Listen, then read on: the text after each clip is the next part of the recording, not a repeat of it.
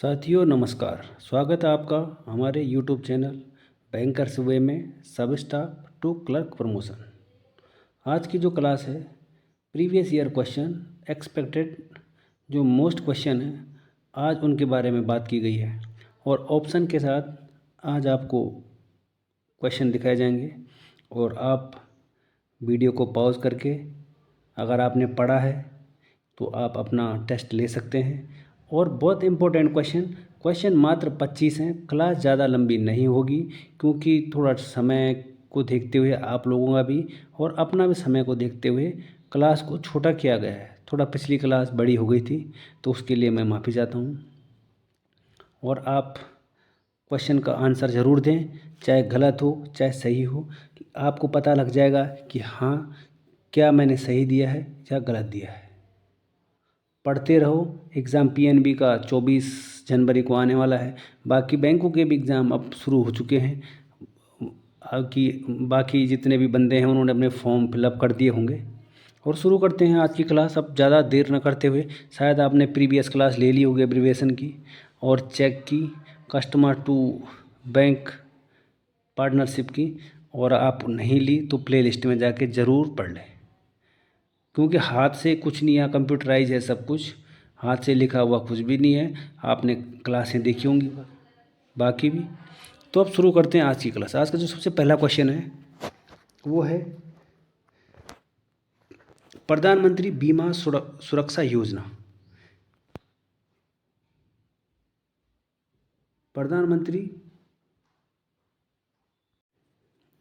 जो पहला ऑप्शन है वो है 65, दूसरा 70, तीसरा 60 और चौथा 75।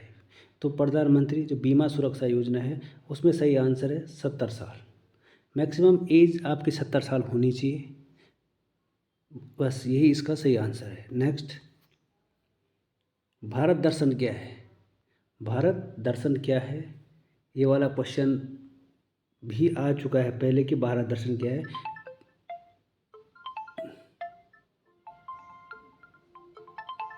तो इसका आंसर है, आंसर बता देता हूँ डायरेक्ट। इसका आंसर है ट्रैवल इंश्योरेंस पॉलिसी।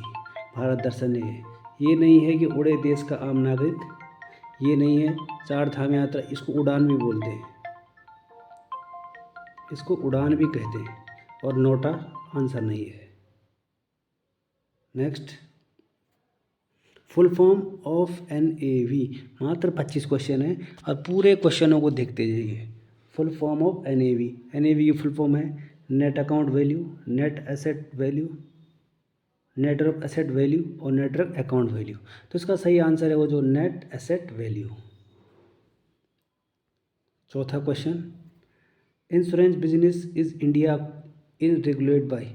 मतलब जो ये इंश्योरेंस चलता है, जो इंश्योरेंस है, ये टर्म्स हिंदी में, इस बिजनेस को कौन रेगुलेट करता है, यानी कौन चलाता है इसको? सेबी। सेबी के बारे में आपने सुना होगा, security exchange board of India जो मुंबई में है। IRDAI ये भी एक इंश्योरेंस कंपनी है। नाबार्ड आपने सुना होगा, एग्रीकल्चर बैंक है। और RBI के बारे में तो आप जानते हैं, लेकिन जो इंश्योरेंस बिजनेस है उसको IRDAI ही रेगुलेट करती है। ठीक है दोस्तों, क्वेश्चन पढ़ो, क्लिक करो, चलते रहो। लंबा क्लास लेने की कोई ज़रूरत नहीं है, फटाफट करो। और ऐसे ही क्वेश्चन पेपर में आएंगे, ज़्यादा डीप पढ़ने की कोई ज़रूरत नहीं है। और जो हमने प्रीवियस ईयरों का एनालाइज किया है इसी आधार पर कर रखा है। FD minimum deposit time, FD का जो मिनिमम डिपॉजिट टाइम है वो कितना होता है? तो इसका आंसर हो जाएगा 7 डेज। FD का जो मिनिमम डिपॉजिट टाइम है 7 डेज हो, बाकी ऑप्शन गलत है। नेक्स्ट,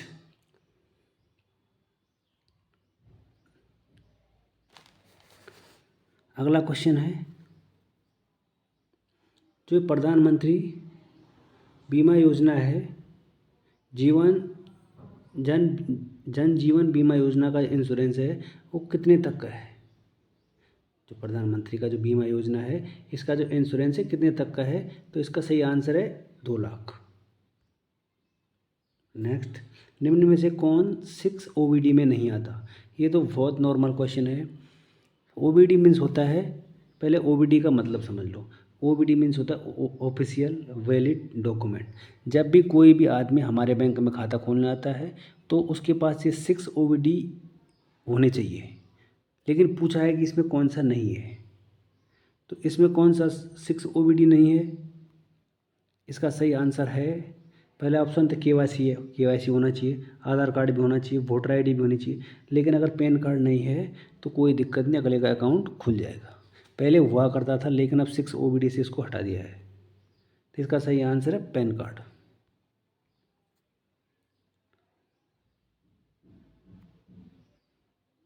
अगला क्वेश्चन है, सुगम टर्म डिपॉजिट में मिनिमम डिपॉजिट कितना होता है? इसका आंसर आपने मेरे को कमेंट बॉक्स में बताना है कि जो सुगम है ये किस से रिगार्डिंग है और इसमें कितना है मिनिमम डिपॉजिट। इसका आंसर प्लीज़ कमेंट बॉक्स में ज़रूर दें ताकि मैं वेट करता रहूं कि उन्होंने इसका आंसर दिया है।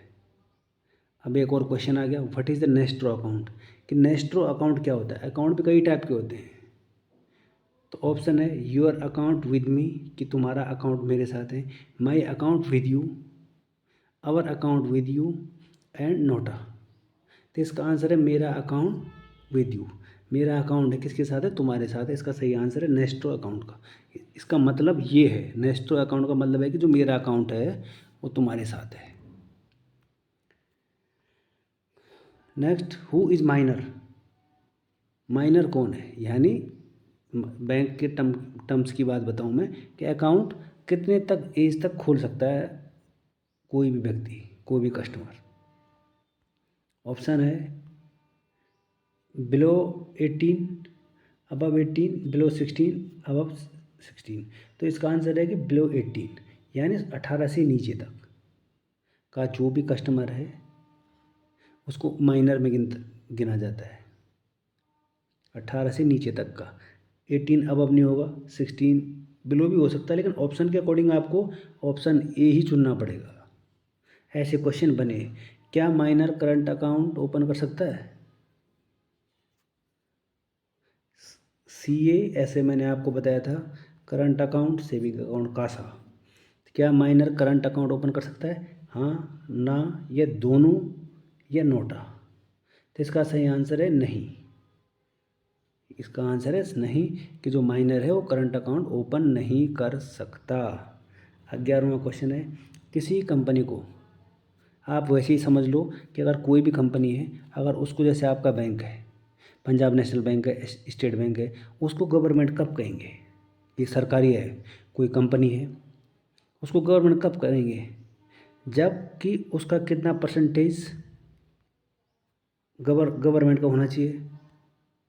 तो गवर्नमेंट का उसमें 51% होना चाहिए, तभी वो कंपनी सरकारी कहलाती है, तभी वो बैंक सरकारी कहलाता है। जो भी चीज़ आप समझो, 50 गलत, 40 गलत और 52 गलत, 51% भागीदारी होती है सरकार की, तभी वो सरकारी कहलाता है। और बाकी 49% तो अपने खुद की कंपनी की होती है। पीपीएफ, पब्लिक प्रोविडेंट फंड, कल की जो फुल फॉर्म है उनको ज़रूर देख लीजिएगा। फुल फॉर्म आएंगी आपके पास, शॉर्टकट की आएंगी कि इसमें उनकी क्लास अलग से ली जाएगी। एक आधा क्वेश्चन अभी आ जाएगा, उसको देख लेना कैसा होता है। पीपीएफ में एक साल में मैक्सिमम डिपॉजिट कितने कर सकते हैं? पीपीएफ, पब्लिक प्रोविडेंट फंड में, जिस पे कि टैक्स भी नहीं लगता है। तो इसका सही आंसर है 1.5 लाख।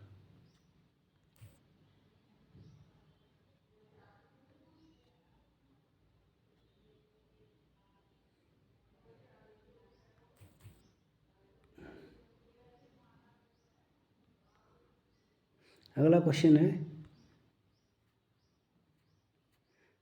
प्रधानमंत्री जन धन योजना में ओडी कितने तक की है?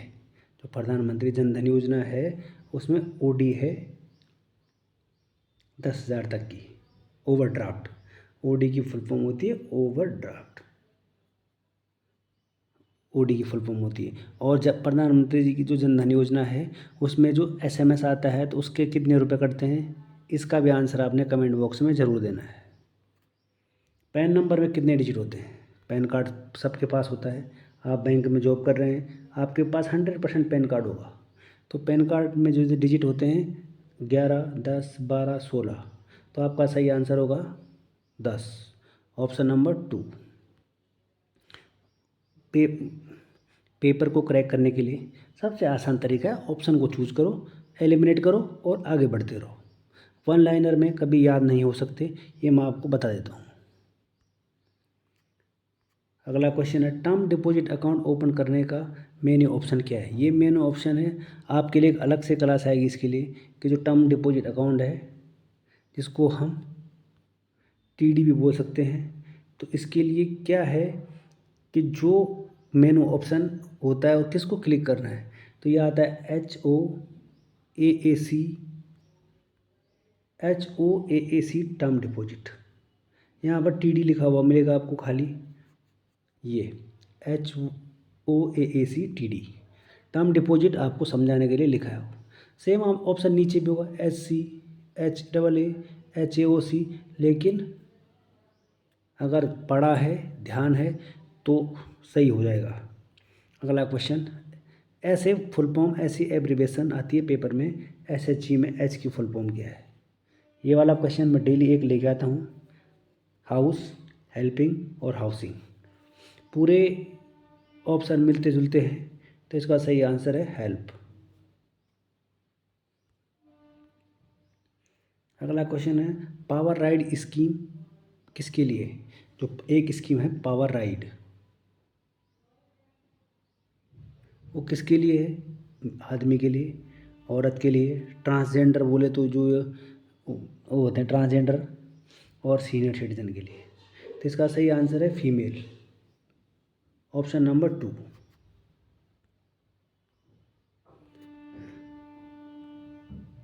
19 क्वेश्चन है, अकाउंट इनऑपरेट कब होता है। अकाउंट, ये वाला, इस वाला क्वेश्चन का भी आपने मेरे को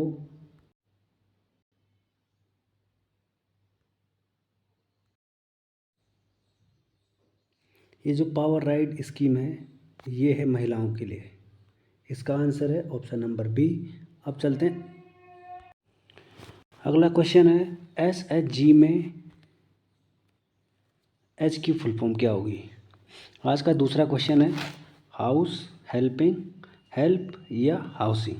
तो इसका सही आंसर होगा हेल्प।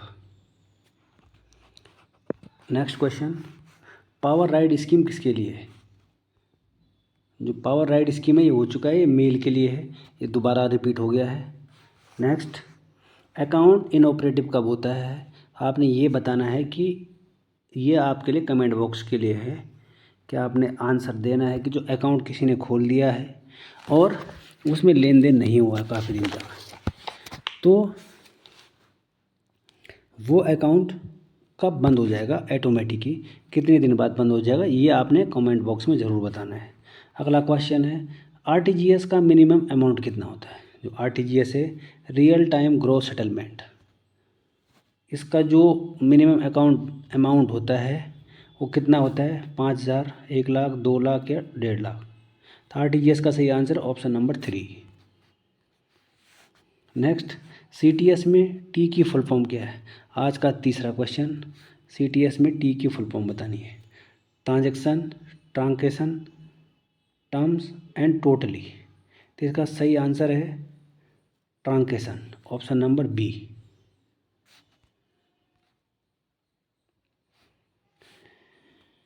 अगला क्वेश्चन है, PPF में इंटरेस्ट कौन डिसाइड करता है। PPF, पब्लिक प्रोविडेंट फंड में जो इंटरेस्ट है वो कौन डिसाइड करता है। RBI, गवर्नमेंट, स्टॉक एक्सचेंज या SEBI. SEBI, security exchange board of India, SBI, sorry SBI लिखा है, SBI तो आप जानते हो। PPF में जो इंटरेस्ट है वो गवर्नमेंट डिसाइड करती है, ऑप्शन नंबर बी, सेकंड वाला। अटल पेंशन योजना में एज लिमिट क्या है। क्वेश्चन नंबर 23 कि अटल पेंशन योजना में है जो एज लिमिट क्या है, 16 से 40, 18 से 40, 18 से 38 या 18 से 42। तो अटल पेंशन योजना की जो सही आंसर है वो है ऑप्शन नंबर बी, 18 से 40। अगला क्वेश्चन है, जो चेक की जो वैलिडिटी है वो कितने महीने तक होती है। ये तो आपको पता ही होगा, अगर आप ब्रांचों में काम कर रहे हो, अगर आप बैंक में काम कर रहे हो तो चेक की वैलिडिटी, अगर आपने चेक को बना दिया है तो उसकी वैलिडिटी कितनी होगी, 2 महीने, 4, 6 या 3। तो सही आंसर होगा इसका 3 महीने। चेक की वैलिडिटी 3 महीने तक रहती है। और आज का अंतिम और लास्ट सवाल, आरटीजीएस और एनईएफटी को कौन सेटल करता है? सबसे इम्पोर्टेंट क्वेश्चन, आरटीजीएस और एनईएफटी को national electronic fund transfer, NEFT की फुल फॉर्म होती है नेशनल इलेक्ट्रॉनिक फंड ट्रांसफ़र, और आरटीजीएस की होती है रियल टाइम ग्रॉस सेटलमेंट। तो इसका जो भी सेटलमेंट है वो कौन करता है? तो ये करता है आपका गवर्नमेंट, आरबीआई या फाइनेंस मिनिस्टर या सेबी। ये था वो SEBI, stock exchange board of India, लेकिन इसको करता है आरबीआई। ठीक है। और जो ये आरटीजीएस है, अगर मैं आपको आरटीजीएस की बात बताऊं, रियल टाइम ग्रोथ सेटलमेंट, ये 2006 में अस्तित्व में आया था आरटीजीएस। ठीक है दोस्तों, ध्यान में रखें। और बाकी आज का क्वेश्चन सब समाप्त हो चुके हैं। तो मिलते हैं अगले वीडियो में। चैनल को लाइक, शेयर और सब्सक्राइब ज़रूर करें ताकि आपको आने वाले वीडियो टाइम से मिल सकें और आप प्रमोशन लेके क्लर्क बन सको, ना कि आप सब स्टाफ ही रहो। तो आप हमारे को सपोर्ट कीजिए। हमारे 2-4 जितने भी छात्र हैं वो बोलते हैं डेली सर ऑप्शन के साथ लाओ, इसलिए लाना पड़ता है। और अगर आप जो भी वीडियो एंड तक देख रहे हैं, आप लोग सपोर्ट कीजिएगा आपको, ताकि अच्छी अच्छी वीडियो इससे भी बेहतर ढंग से कोशिश करेंगे पढ़ाने की। और अगर जो भी गलती हो तो उसको थोड़ा एडजस्ट कर लेना, और कमेंट बॉक्स में आप मुझे बता सकते हैं कि नहीं सर इसका आंसर ये है। शर्माना नहीं है, पढ़ना है। तो मिलते हैं फिर एक और अगली वीडियो में, तब तक के लिए दे इजाज़त। धन्यवाद, नमस्कार।